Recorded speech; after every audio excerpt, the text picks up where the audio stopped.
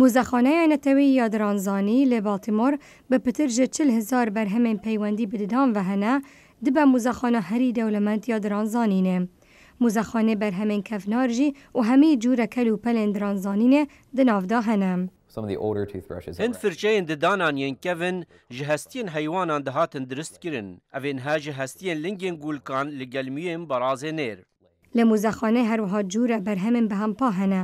بۆ نمونە دکتورە درانە یê Şabanû û Victoria hindek kel û pel bikartînan ku bi zêr û morî hatbûn çêkirin.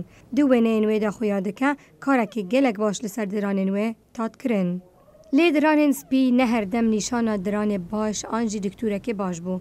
Di serdema navîn de bi buyaxeka taybet diran reş dikirin.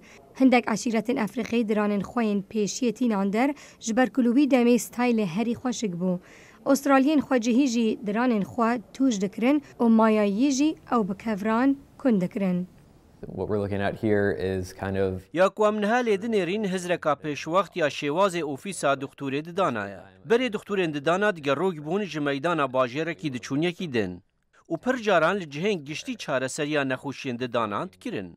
Di dawiya sala 19 da demê dermanê bencî hat vedîtin, diran zanîn zanistek herî biêj bû. Heta vedîtina dermanê benc diranên nexweşan bi rêyên gelek êş û azar dihatin kêşandin û bi demjimêrên dirêj êş berdewam dikir.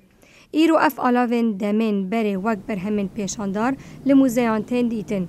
Lê dibe ku rûm bike çima hindek ji me heta niha hêş li dikturên dirana ditirsin.